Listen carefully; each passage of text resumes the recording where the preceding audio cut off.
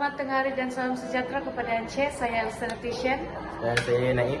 Dan pada hari ini kami akan memainkan sebuah lagu kanak-kanak yang bertajuk Burung Kakak Tua. Ya. Naim akan memainkan chord, melodi, dan saya akan memainkan chord Dan nyanyi. dan dengan nyanyi. Okey. Cubalah. Cubalah.